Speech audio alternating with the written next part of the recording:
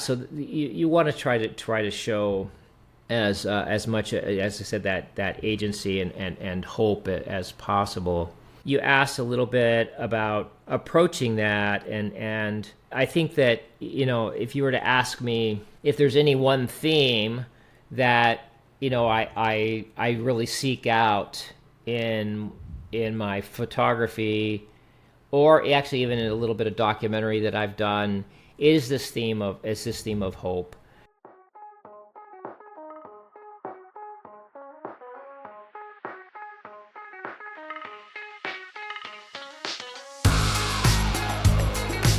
Well, hey everyone. Welcome to episode 433 of F-Stop, Collaborate and Listen.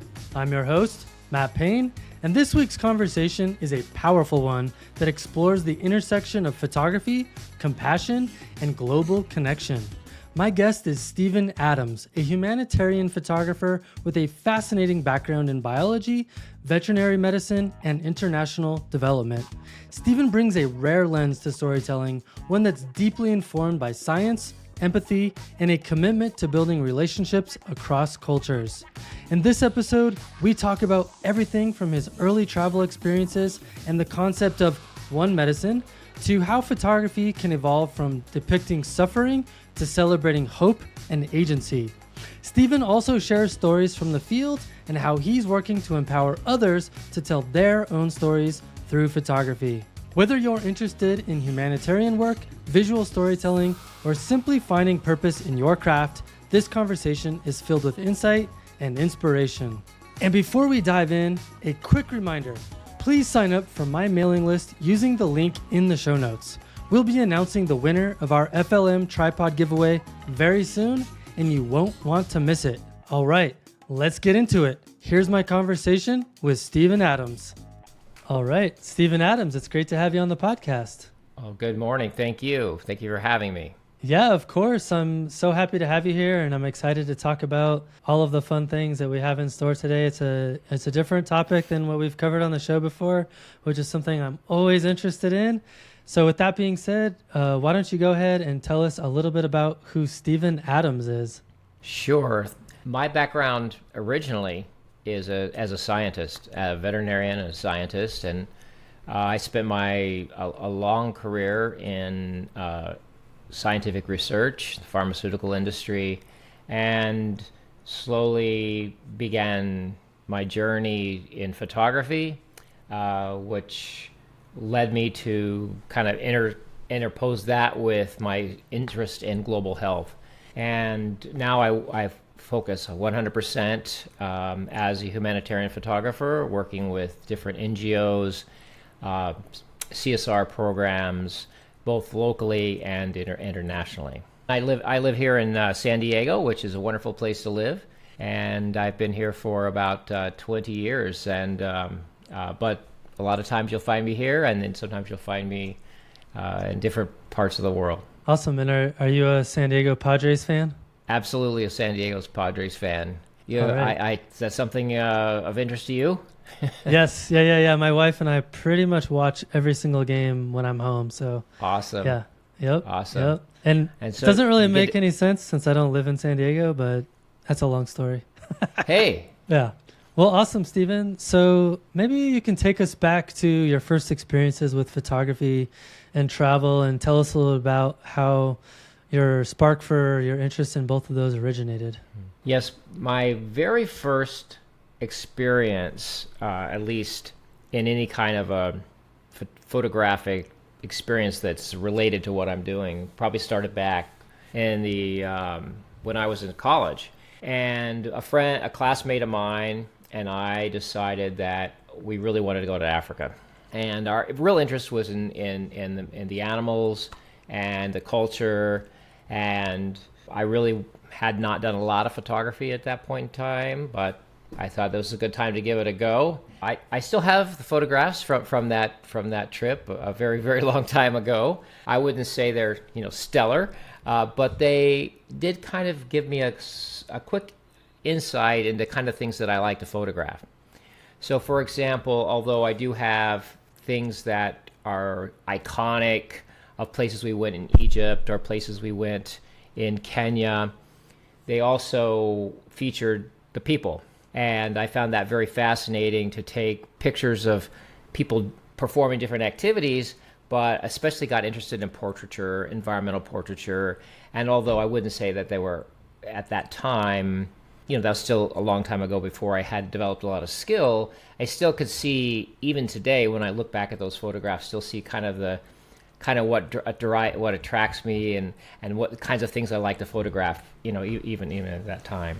So I then photographed off and on, sort of from that time point onwards. And I've always loved to travel, and any chance I can, and if all my life, if it was for work or otherwise, to get on a plane and go someplace new and see new things and meet new people. And over that period of time, I also began to say, okay, well, I want to take better photographs and really began to focus on the craft and how can I create better and better images that reflect the places I've seen and the people that I've met. Awesome. Yeah, that makes a lot of sense. And one of the things that I'm constantly harping on our students on our workshops is trying to help them kind of recognize what their personal vision is for their photography. And a lot of that, in my opinion, is driven by first knowing yourself and knowing what you're super drawn to and interested in. And it sounds like, through your photography and your travels, you came to recognize that photographing the human element in the environment and the situations that these humans were in is something that you were super drawn to. What was it about that particular combination of elements that just sank its hooks into you? Like, what was that about for you? That's a good question. I don't know whether I knew it at the time, but I believe that over time, I realized that there's a certain attraction to me about the idea, of our impermanence, right? It's like, if you photograph landscape, and although it changes over time as well, but that time scale's quite long. And humans, we're here and we're gone. And that the changes that And I think that's even as particularly as I get older, even more of something that I think about in the photography, of capturing that moment in time, of that very emotion or that experience, and it just changes. Whether we all look at old photos of ourselves and our family when we were younger, but it's true for everyone, right? And that they're capturing a moment of history, and I just found that very, very compelling and powerful about who we are and how we're changing and how temporary we are. Yes, no doubt. Although I will say, with climate change and deforestation and loss of habitat, there's a lot of things that photographers can do in the nature side of things that can kind of show that impermanence as well. But the human element is probably a little bit less permanent than landscape, to your point. Yeah. Well, I mean, I don't want to make it a complete downer. It's not really intended to be that at all. In fact, it's actually what I should mention, of course, is really what I hope to capture is that those elements of hope and promise, that tomorrow and that the actions that we take and maybe that's the actions that we take can make a difference, and that's probably what really draws me to this particular genre of photography. It is about capturing the not only the situation and the challenge, but the active steps that one can take to make a different outcome. Yeah, that makes complete sense. So you mentioned before you have a background in veterinary medicine. I'd be curious how your background in biology and veterinary medicine and international development have shaped your path into humanitarian photography. So, yeah, that's definitely a journey, right? So one building kind of on the other. I always loved biology. Ever since I can remember, I was always fascinated by the natural world, natural things, animals. And that probably led me to my interest in veterinary medicine. I've always loved the element of medicine, whether we're talking about humans or we're talking about animals. There's a lot of relationships, and of course the health of one is important for the health of all. Of course I did become very interested, as I mentioned, taking photographs of animals, particularly if like was in Africa or someplace really exciting like that. But as I moved on in my career and began engaged in research, and particularly when I was involved in the pharmaceutical industry, global health was very much a topic. How do we ensure access to, and how to understand different populations and how they may respond to different therapies. And I also got involved had the opportunity to be involved with an NGO that was based here in San Diego that my company sponsored pretty well for a number of years. And I began that association, began to learn more about international development, specifically the work of that organization, and ended up working with them very, very closely. And they invited me to visit several of their programs around the world, in India and Ethiopia and a couple of their locations. And through that experience, then it kind of gelled for me, like, okay, as my photography was advancing and my interest in global health was getting clearer and more profound as something I really wanted to focus on, then I knew that the time was going to come when I would close that chapter in my pharmaceutical world and devote myself full time to the pursuit of what I call humanitarian photography. All right. So you've kind of mentioned the concept of one medicine, quote unquote, and the connection between human and animal health. How has that particular interaction and connection influenced the way you see and capture stories in your photography? Yes, I think that this is an interesting perspective that many people may not be aware of, in that the individual who kind of coined this idea was a professor I had back in the time I was in veterinary school. And the idea is that we're all connected, right? All living things. The health of, as I mentioned a minute ago, right? The health of one is dependent upon the health of the other. Mm-hmm. We don't have healthy animals, whether it be the animals that are pets, but also the animals we eat, the animals that are in nature. If they're not healthy, neither are we. And now the opposite is often true as well, right? Because they become dependent upon our ability to care for them. And that's certainly true with our companion animals, and or protect species that we've that by our own actions or for other actions have been driven to the point of near extinction. So, and the principles, the biology, the medicine, the approach is really the same, whether you're talking about animals, whether you're talking about a dog or you're talking about a human. There are many, many similarities. And I think most people are getting to understand, right, the sophistication of veterinary medicine and how similar it is to human medicine. That became really clear to me when I was back in veterinary school, and we had a few occasions and I was in this special track that was focusing on zoo medicine, and we would treat monkeys, and people would have to we'd look at medical books, right, because the similarities were so clear, so close. And at the time, there weren't many primate veterinary books specifically dedicated to primate medicine, so that was the best that one could do. And in fact, consulting with pediatricians, for example, is like, well, what would be the best approach in this situation? Which seems kind of funny, right? Because a lot of times, well, I say in that situation especially, that's especially relevant, right? They're just we share so much DNA and so much similar biology and physiology that it makes perfect. There are differences, but it is very, very similar.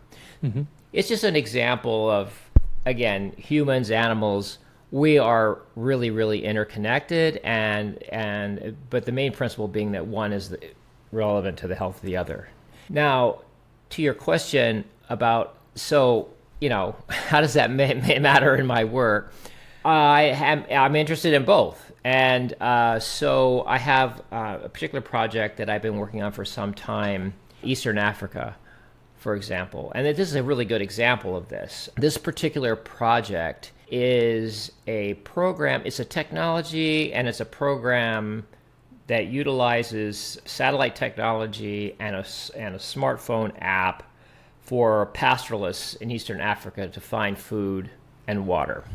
This is definitely a one medicine example, because when people are using this app, when the pastoralists are utilizing this app for both identification of these food and water sources as well as for managing their land, their outcomes are better. Less animals die. I mean, this is a serious problem every year in Eastern Africa, and especially in years of severe drought. Large amounts of the herd are lost to drought conditions and the lack of food. People rely on a very traditional way of finding this stuff. They know, okay, the grass kind of grows this time of year in this general direction. We'll send scouts out and we'll look, or we'll just take off with our herd and our families and go in this direction because it's March. And sometimes that works and sometimes it doesn't. And large numbers of animals will suffer and die along the way. This is a terrible waste, and not only puts the animals at great risk, but puts the humans that are dependent upon those animals, even if it's for milk, and that's largely in Eastern Africa, cattle are largely a milk source more than a meat source, but they can be in some places. There are other animals as well. Sheep and goats are also a big part of what the pastoralists rely on. So the health of that herd is just critical, and we've seen very strong data that demonstrates that there's a significant increase in the not only the health of the herd, but the livelihood of the individual families, both with regards to income and health outcomes, when they have had access to this technology, so they can more efficiently find these basic things that people need to survive. So for me, one medicine is just like at play all the time. And the other thing that this technology is doing is also logging the presence of animal disease. And some of those are what we call zoonotic diseases. They pass between humans and animals. And so avoiding those or avoiding your animals being exposed to them, avoiding your family being exposed to them is important. And that's something else that is an advantage of utilizing this approach. So in that case, as I said, one medicine is front and center all the time, and that's all I ever think about when I'm out there photographing in that particular program, because and whether I'm photographing the animals in the pasture or the people cooking their food, and or consuming milk. And I'm thinking like, okay, well, I don't know what kind of things are growing in that milk you're drinking, but it is front of center on even how I think about what images I want and how to reflect the entire culture with that in mind, that this interdependence. You just articulated very clearly with words kind of this codependence and the one medical concept. As a photographer, I'm super curious, what does it look like to tell that story through images? What techniques are you using, and how do you weave in different types of photography or elements within the landscape and or your subjects in order to convey that same story to your potential audience, who I'm guessing is like NGOs or other organizations that you're hoping will donate money or pitch in to help solve some of these problems? Yes. So I don't know that my goal is always to necessarily make that obvious in the photographs. However, I definitely can think of several examples where they absolutely were, and they come out in the context of images that show a lot of interaction. Like, for example, in some of these tribes in Eastern Africa I was mentioning, the relationship between the cattle and the people is very, very close.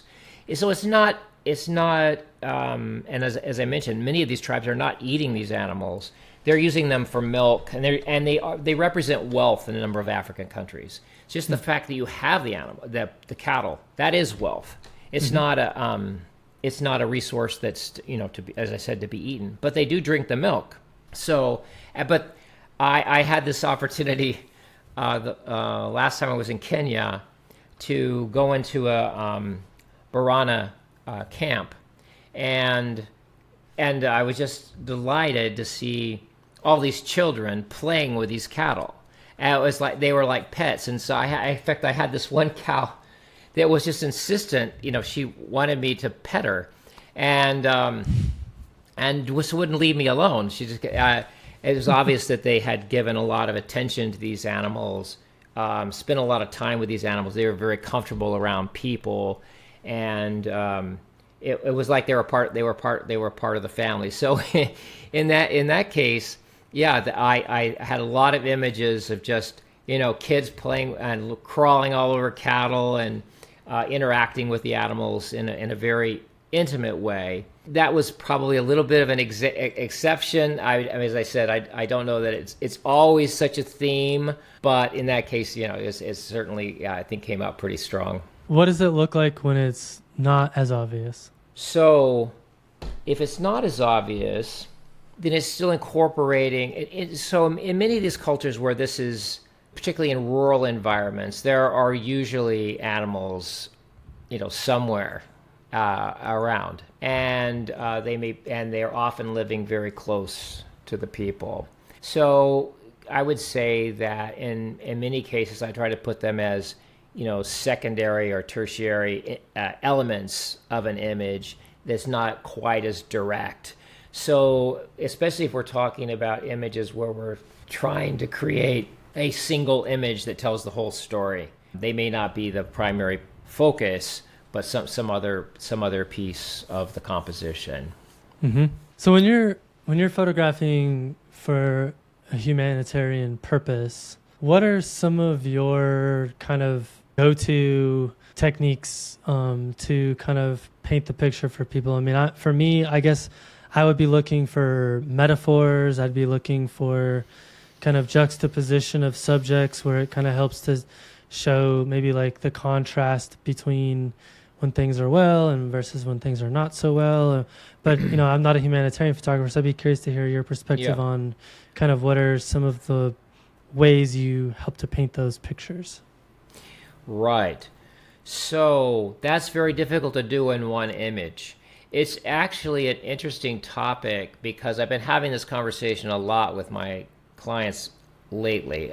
And this has a little bit to do with kind of how I've evolved about thinking about how to do humanitarian photography. Most organizations that are interested in me doing work for them are very interested in capturing their intervention. What are they doing to make a difference? So a lot of times that may be, training. A lot of it's training activities of different types, where there's nutrition or education in schools, or things that, as I said, things that they're actively paying for to make happen in a particular situation. What that lacks is, and of course, what they're very interested in seeing is not only, what they're adding, but that people are engaged and that they're appreciative. But what it lacks is two things. It lacks, first of all, where they come, what is the situation, what's the problem? What was it they were trying to address? And also then what's ultimately the impact. Now sometimes the impact and the intervention can be captured in the same image more easily. But I often find that the other piece, which is, okay, what's the reality that they're trying to address, is often lacking in that same image. So I've been trying to actually address that kind of in two different ways. One, if I can get it all in one image, that's amazing, but it's very, very difficult to do. So how can I represent kind of a before and after without getting too negative? But I really love this idea of being able to tell a story, such as I'll give you an example. So I was recently in India, and I was photographing a nutrient intervention piece of work, a piece of education in just outside of Delhi. And the education, most of the photography was photographing in the schools, the training, how they were doing it, how interacting with the kids, and it was all really nice. But what it lacked was what the story was behind it, which was that the girls, these are young adolescent girls, have a high rate of anemia. They often miss breakfast in the morning. They're in a rush. They have maybe some tea and a biscuit. They're off to school, and maybe they're chatting with their friends. They're not thinking much about breakfast or eating, so then they skip lunch, and then they get home, and their dad gives them snacks. He wants to spoil his little girl, so he gives her like sugary treats that really are not much nutritional value, and so she becomes nutritionally compromised. So I'm telling you this story because I was very frustrated in this particular case because I knew that was a story that I was missing. And in fact, we have a plan to go back and capture that piece of the work. As I got home, I looked at my images. I said, "Yes, these are great." You know, I'm sure that they were happy with the intervention. I said, "But you don't have the whole story. You don't have the whole story. Like, what was the reason you were even doing this in the first place? I mean, otherwise it's just smiling girls in classrooms. But the truth is, you really are having a big impact on their lives." There was a lot of data around, you know, their anemia and before and after the intervention. So I want to capture that medical piece as well as just the happy faces. So it's a very hard thing to do in only one image, and I know as especially travel photographers, we love to get the whole story in one image, and I think we can tell a big story, a big piece of the story in one image, especially in the interventions. But it doesn't always have. It's very difficult to get those three pieces right. So the problem, the intervention, and the impact all in one image. I guess that's what nirvana we're searching for in the photograph. Right. Yeah. No, that makes sense. And it's funny because as you were talking, I was thinking about like when I go on workshops with our students. It's often to places where people haven't been to these places ever in their lifetime. And I always like to give them an assignment to try to capture 6 images that tell the story of that place, right? From their perspective. Whether that, and I love to see the outcome of that. Like people come up with, some people are super focused on the big, wider scenes and the amazing light and all that. But other people, might be taking smaller scenes of like, for example, I just did a workshop on a sailboat in southern Chile, and like people got these really cool photographs of like the rope and the rigging and the crew at work, and but also the landscape. So like capturing that full story of the whole entire picture, I think, is a really fun way to do it. And I'm guessing in the humanitarian part, the challenge is having that full understanding of the entire situation so that you can do it justice. That is true. So that reminds me of a number of things. Yes, I'm often going back and forth between this conflict I have, and I think even with sponsors. So sometimes you can tell a large part of the story in one image, and other times you have to take this more of I guess what one would say is a formula for like a type of a magazine, right? Where there's an establishing shot, there's action, there's a portrait, an environmental portrait, and detail. If you capture all those and tell the whole story. And so I try to do both, but often the mindset, is a little different when you're photographing that way. But I think for my sponsors to be able to use the images optimally, then we kind of have to do kind of both of those things. I do love what you're mentioning here. This thing of photographers always fascinates me, is how two will be in the same place and come up with two completely interpretations of what they saw. I was reminded. I know that you had Xuan Yuan as a guest previously, and her and I actually went on a trip together in northern India, and Xuan, as you know, takes photographs of very abstract elements in the environment. and I made a series of photographs which were much more, or what I would say, they're not abstracted at all. and I shared both a short film and some photos, and she wanted to share them with all her friends, and their comment was, "You guys were clearly not on the same trip," but we actually were standing like right next to each other almost the entire time. So Yeah, I love fascinated that. By that.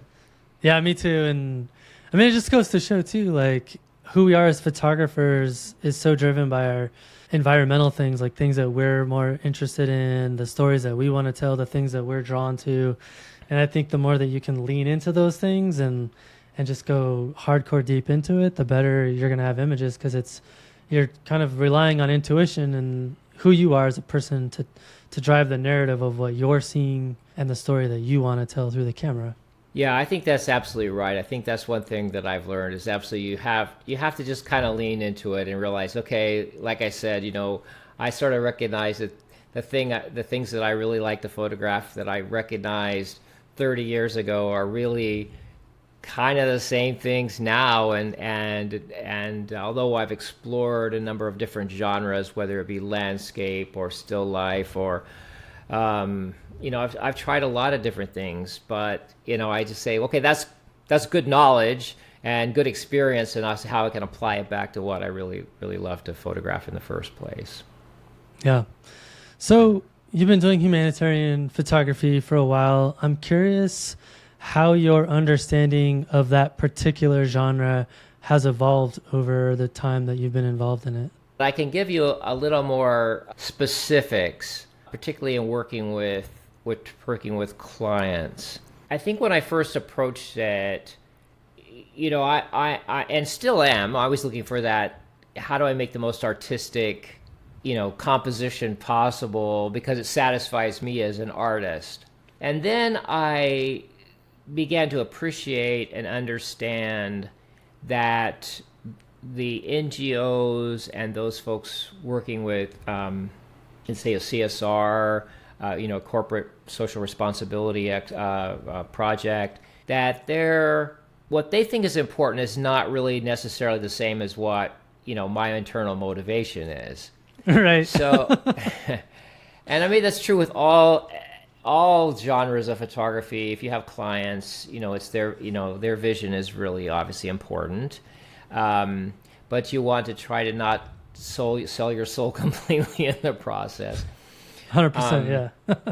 In the case of humanitarian clients, as noted, right, they want to show their work. Right. And sometimes the way they want to show their work is very simple.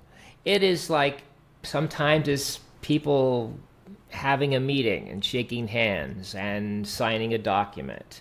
Mm-hmm. And this is really boring to me. But it's what they want and they value, and they say, yeah, but I need that photograph. I need this photograph of this person in this place with this other person together on the stage. That's what we need. I need this for documentation. I need to show that this important person came.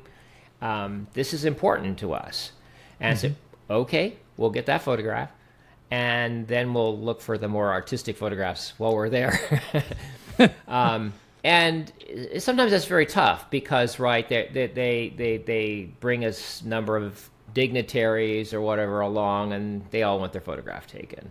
So, but I guess where I was going with this is simply to point out that my recognition that those things which I maybe think as secondary as an artist are really, really important for them as mm-hmm. as a client. So I'm very much on my mind when I'm in the field is how do I then take any time I can to go get the shot that makes me feel satisfied. Well, and I think they are too. They just don't know it, right? Because their priority, if they're listing them, is just not as high to find that artistic shot. And they appreciate them, and then I think the next evolution has been to incorporate some of the things that I mentioned a minute ago, which was, okay, so I'm here today to capture this intervention, this work you're doing, and they've gone to some length to get me there, to have people there so it can be photographed, but it doesn't always have those other elements like, okay, and sometimes things change, right? So when I get there, it's not the same as what they thought it was, even they thought it was going to be that day. So you're having to kind of work on the fly and make the best of what's there. And yet you want to tell the whole story, which is again the why are you there in the first place, and where are you, and what is the impact of the work. And so that to me is where I'm really currently focusing with my clients, is say, yeah, I want to tell the whole story. And sometimes it may be that there has to be a second, we have to go back. Right. And that's not so easy to do when you're talking about some kind of remote area in some rural portion of the world that's quite a number of hours of driving away from even a medium town. So yeah, that's an ongoing kind of conversation, and part of the evolution for myself and with my clients is to say, yeah, but I think you get more value, and you'll be able to tell your story about what your work really is doing if we can incorporate all those things, which usually translate into more time at a particular location. Yeah, it occurs to me that like in a perfect world, it would be a very collaborative process between you and your client. And again, in a perfect world, like if you had time to meet up front and get a very clear idea of the entire scope of the picture, not just like you said, like what they want in terms of photographic product, but also like an understanding of the entire situation. So like, what does the process look like for you in terms of like clarifying their vision and kind of marrying kind of your artistic approach to what story they want to tell? Yeah, that's a great question, and I have given that a great deal of thought. So part of what I bring to the table, I think, for my clients is just that. So I spend a fair amount of time trying to get as much clarity as possible up front before I get to the field, because once we're talking about a significant investment of right. time and money to get me to some of these places. Right, so, and you don't want to waste your time as well. That's absolutely right, and I don't, and it's a self-preservation mechanism. I don't want to be so stressed out when I get there. Right, I have no idea that's not helpful, and I many times your time is very limited. It's somewhat frustratingly limited. So you really have to spend a lot of time, I think, up front. And I've created this humanitarian brief template that I use with clients as much as possible. It's often difficult to get them to write it down, exactly what the purpose, division, direction, style, a lot of detail that I go into, are asked to go into up front, is often difficult for clients to actually commit to writing. But I don't care, honestly, if I can just get them to look at it and then sit down with me on a conversation and say, okay, so, what is this about? And because I come from a scientific background and a more analytical, strategic background, I think I make this more of a focus than maybe a lot of folks might, because I really want to understand what really is the intent.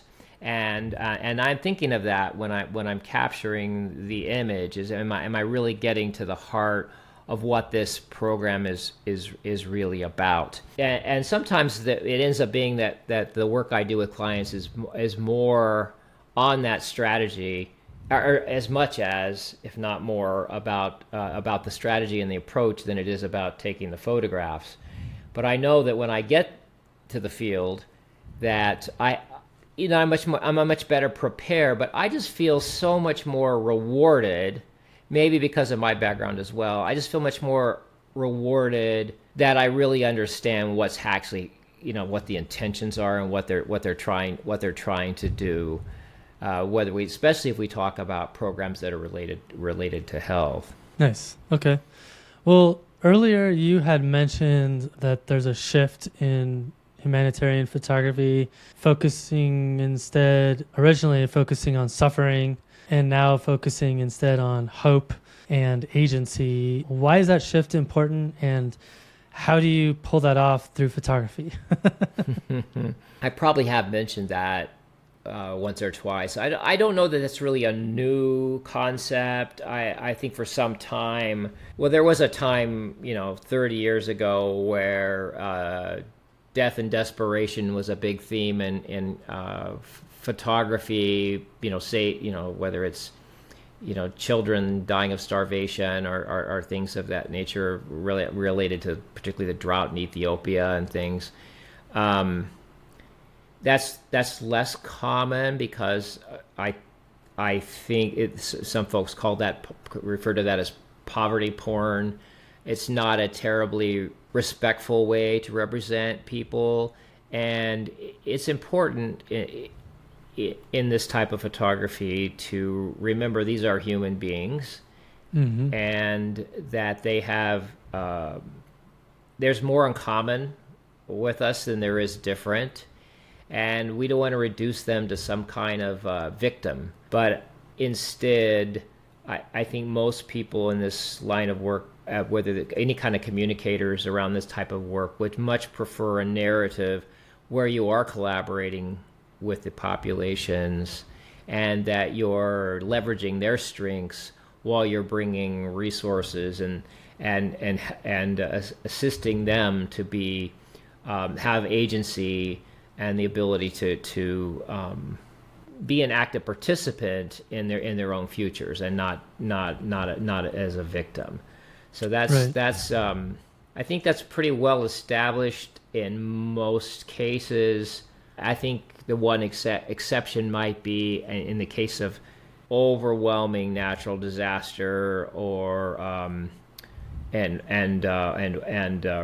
refugees to some degree, although even then there's still an opportunity to show hopeful, empowered individuals. But yeah, so you want to try to show as much as I said that agency and hope as possible. You asked a little bit about approaching that, and I think that if you were to ask me if there's any one theme that I really seek out in my photography, or actually even in a little bit of documentary that I've done, is this theme of hope, and in some cases, it's easy.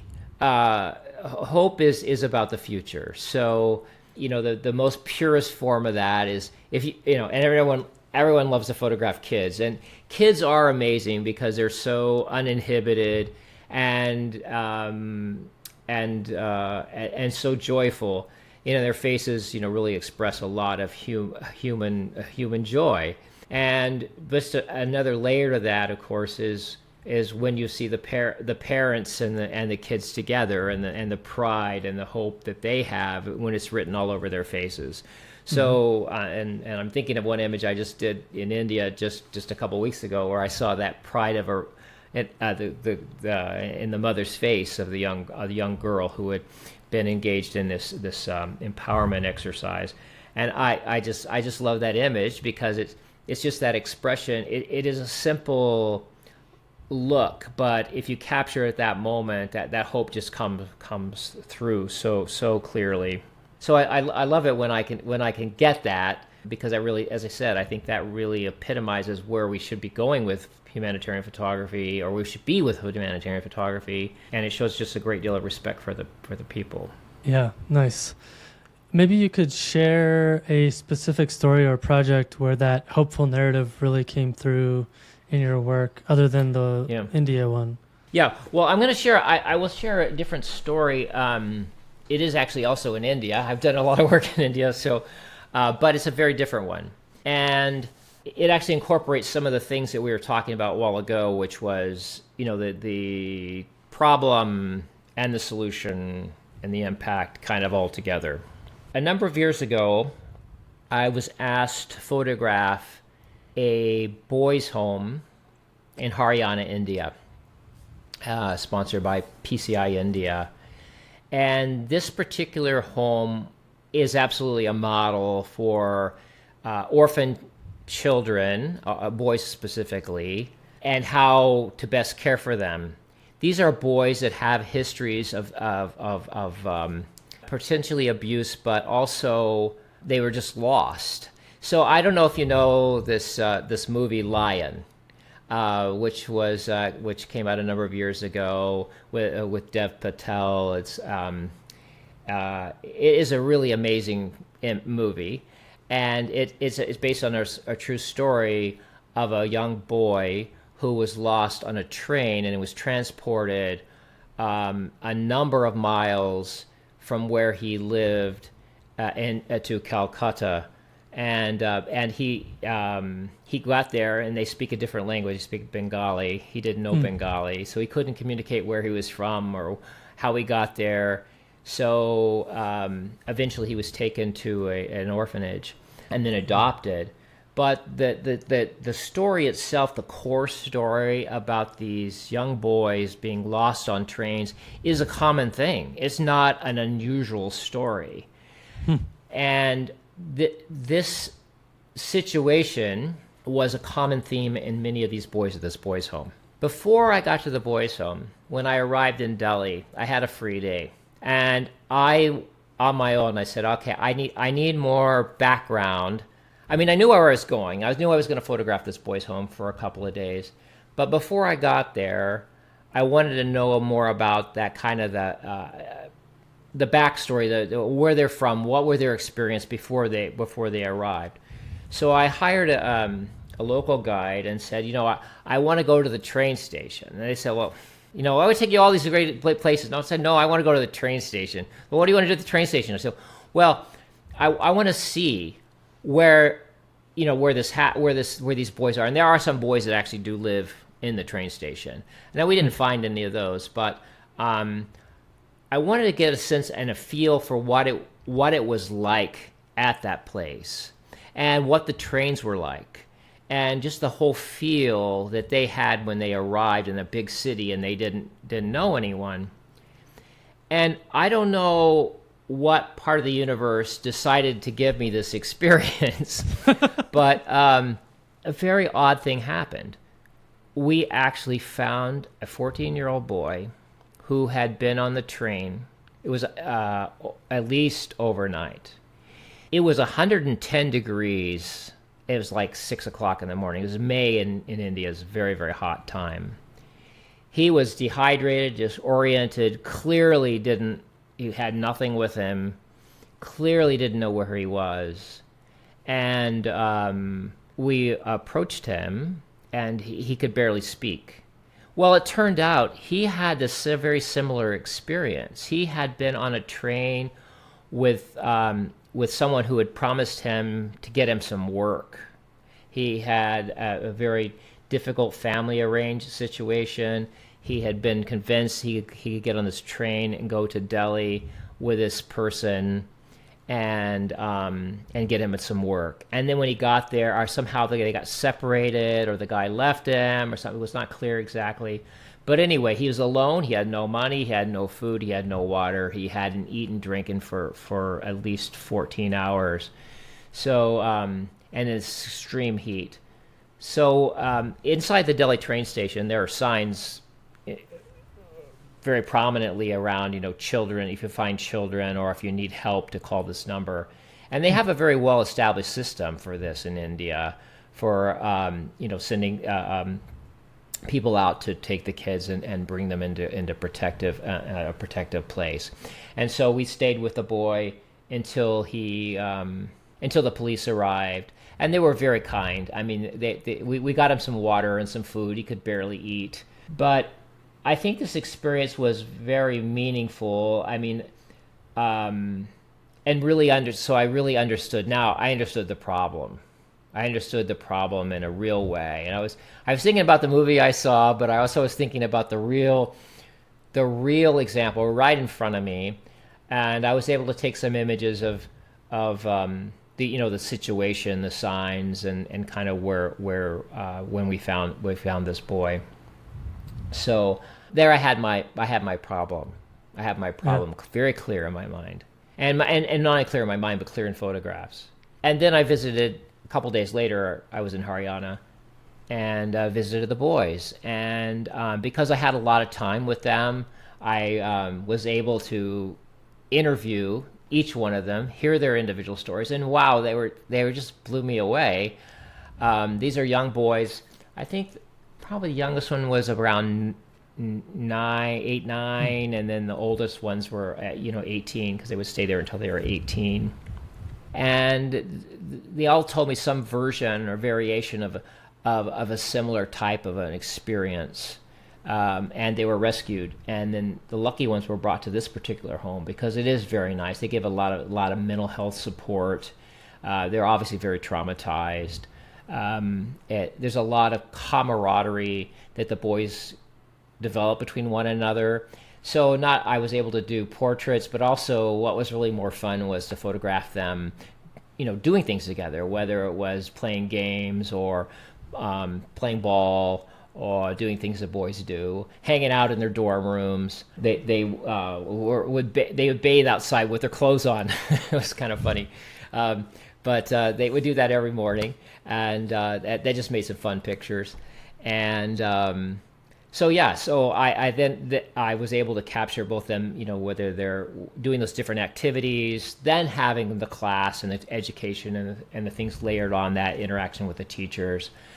Then I could tell the full story. So, but again, I think coming back to the point I was making earlier, right? When you capture those uplifting smiles and those interactions and those between the kids, then you have hope in your photograph. So in that case, I could tell the whole story, and this has become sort of this benchmark of mine.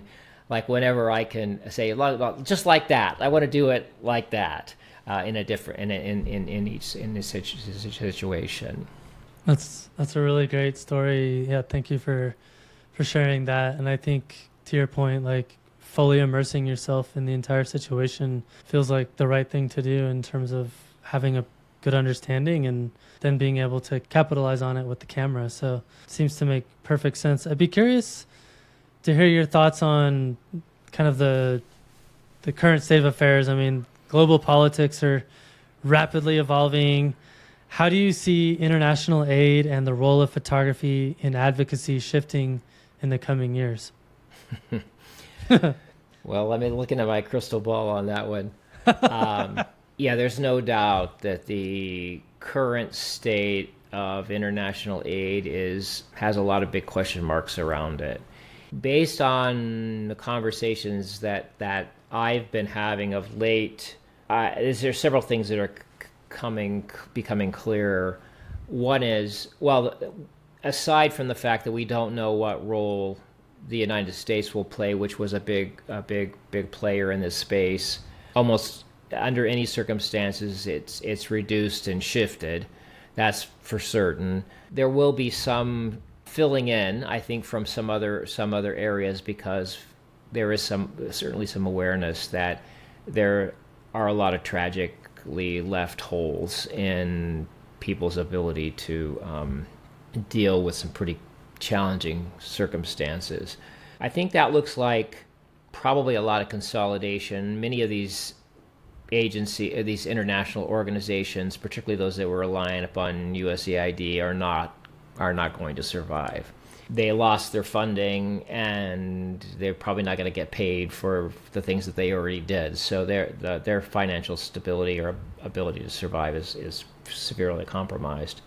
Some of them will, particularly if they had other sources of funding. Private money in different ways is going to probably play a bigger role, whether it be foundations or corporate sponsored work, or social investing. Could be there's a big put, and of course everyone's trying to do the same thing right now, right?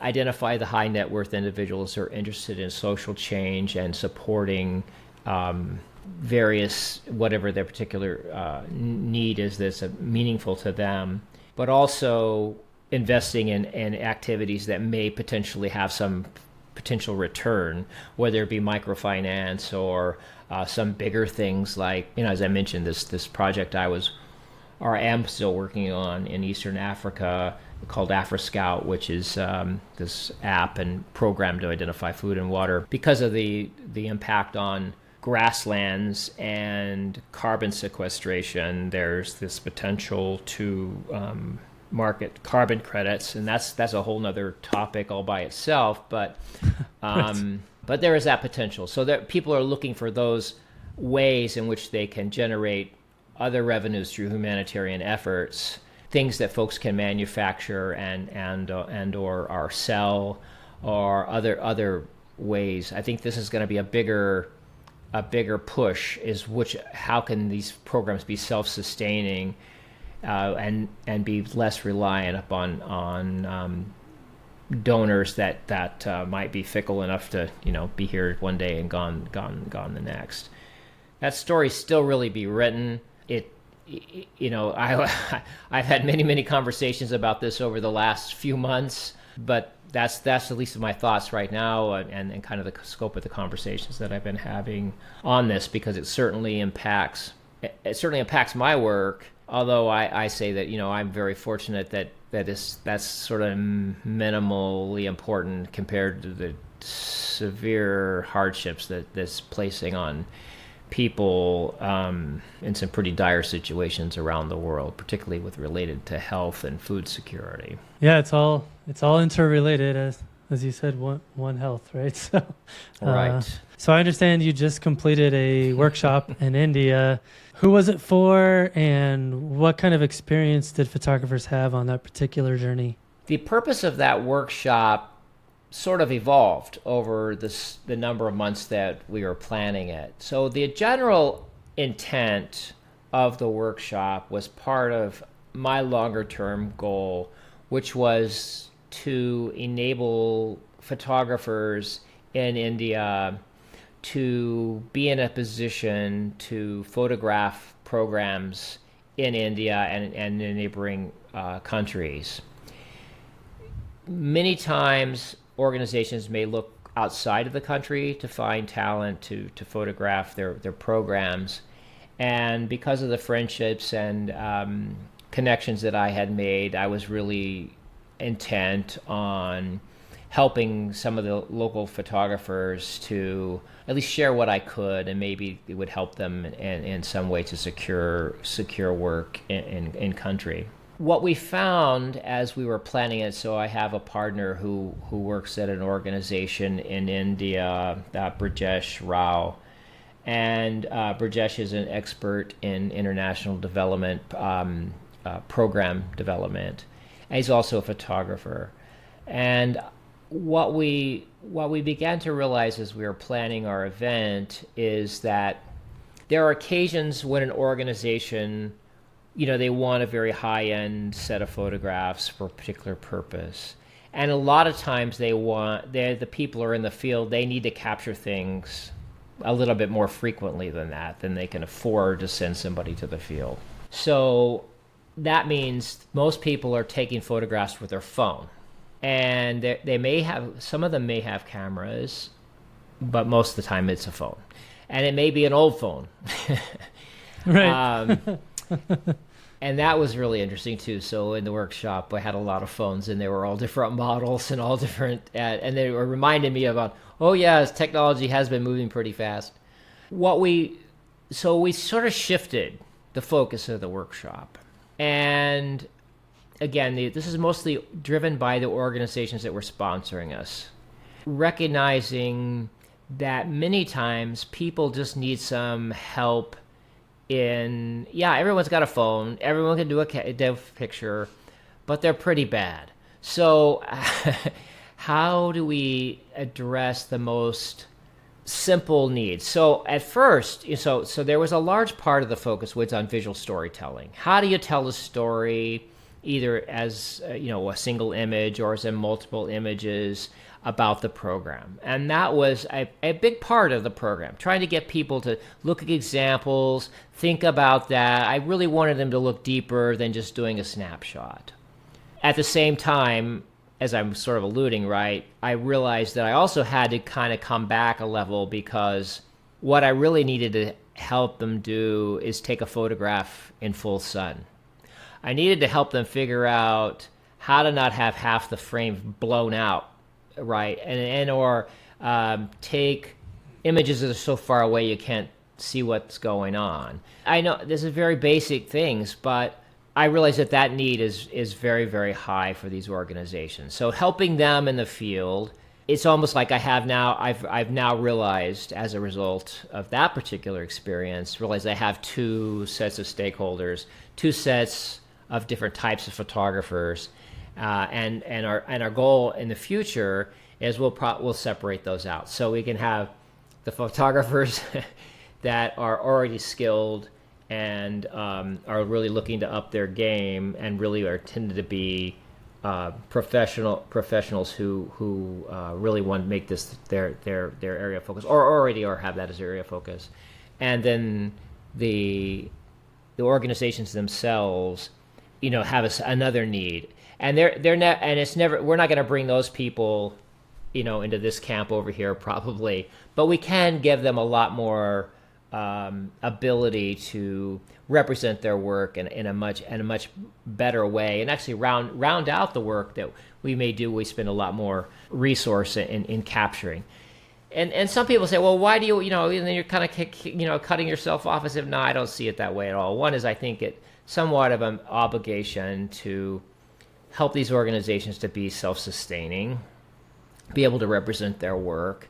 And it gives me a lot of pride that we share, what we can to help them to again, this whole idea about them having agency and trust that they are capable. In fact, many of the images were amazing. I mean, so you don't want to underestimate them either. So, but that's kind of what I learned. I'm anxious to do it again. Brajesh and I are already talking about the next round and how we're going to do it, and trying to have a broader number of CSRs and NGOs to participate in a somewhat, well, it'll be a modified event, but we're still sorting out the details. But it was really a great experience, I think, from the point of view of, one, my own learning about how people think about their work, how they approach it, and always this issue, as you said, like putting two people, or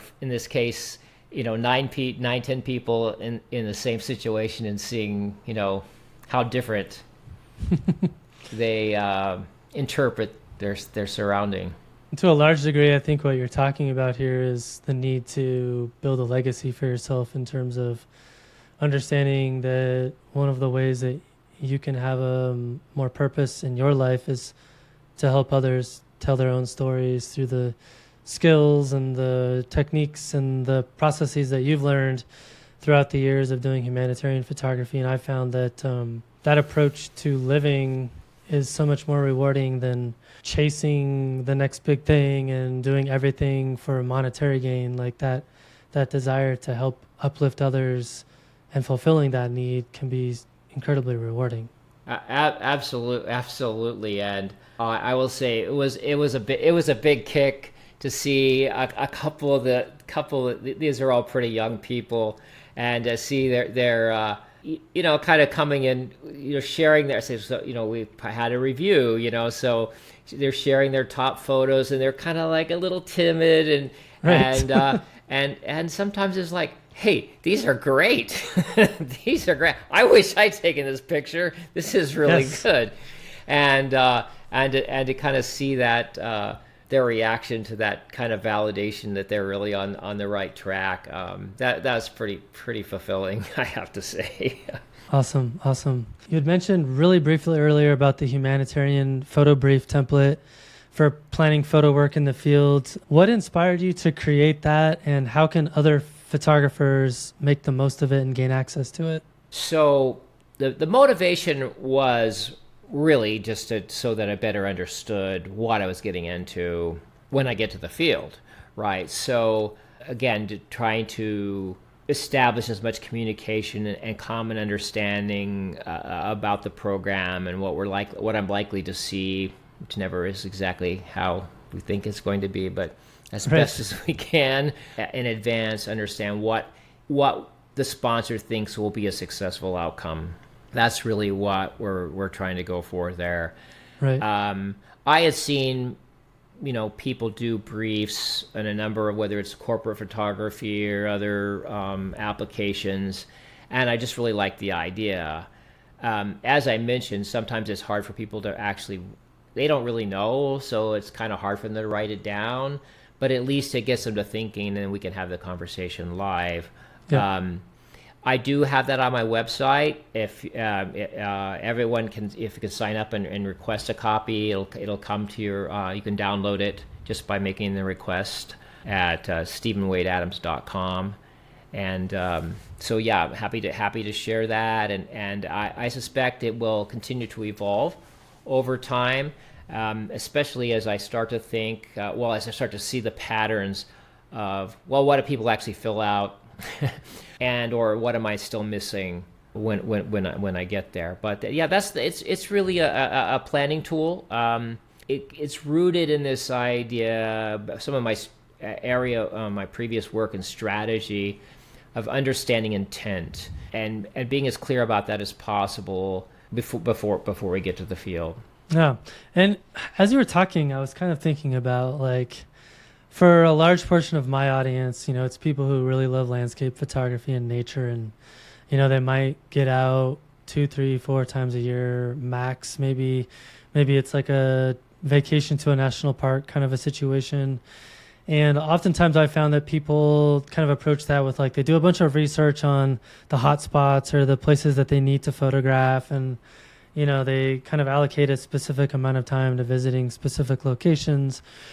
But I'm wondering if there's a way to kind of borrow from this photo brief concept to, like, if I have a trip coming up, I can take a photo brief template like what you've created, and then I can, like, pretend like I'm a client that has paid me to go there, and I can fill it out and say, like, here are the things I want you to capture, and here are the types of emotions I want you to capture, and here are the concepts I want you to capture, and here's what I want a potential viewer of the end results of that work to come away with. And I'm wondering if that approach to doing landscape and nature photography might have some value. Yeah, that's really interesting. So just so I'm clear, so you're thinking about that as a client, like, that would be booking a trip with you?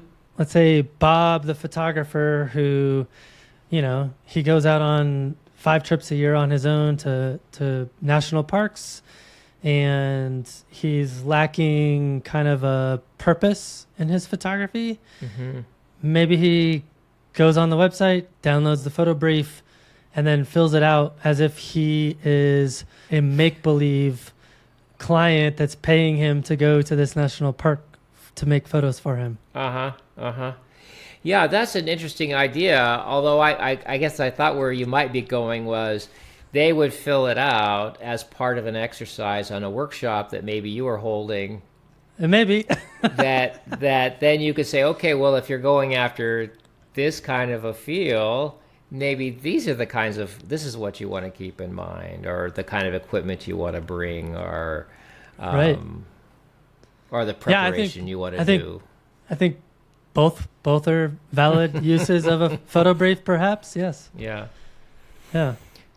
Well, as they always say, luck favors the prepared. So. Yeah, and in fact, apparently that's a Louis Pasteur quote. But that's a whole other conversation. Yeah, so this has been really awesome, Stephen. My last question for you is, who do you recommend for the podcast? Who are a couple of people that our listeners need to learn more about?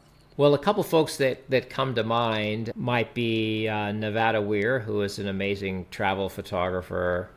I've had the fortune to travel with her before, and she's definitely a great mentor and someone who just really sees the world in singular images that capture the whole spirit of place.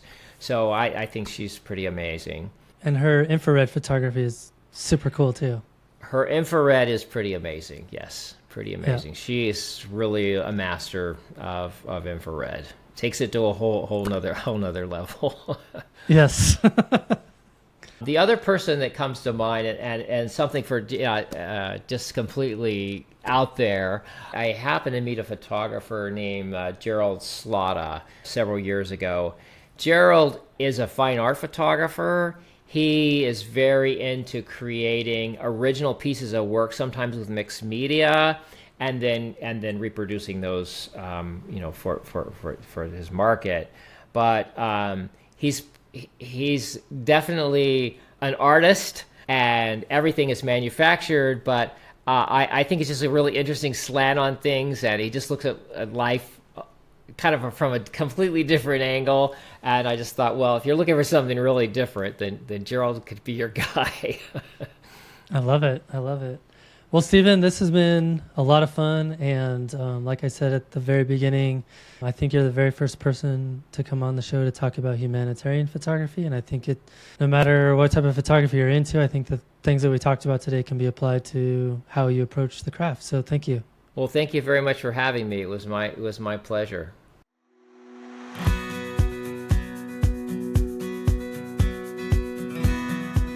Thanks for joining me for another great episode. A huge thank you to Stephen Adams for sharing his deeply thoughtful approach to humanitarian photography and for reminding us of the power of empathy, storytelling, and hope in a world that really needs it. Before we wrap up, I want to encourage you to sign up for the podcast's Patreon page. And here's the thing, you can actually join for free. That gives you access to some fun bonus content, including some thought-provoking questions that are designed to help you improve your photography. Of course, if you find value in the show and you want to support it financially, there are options for that too, but no pressure. Even just showing up and being part of the community means a lot.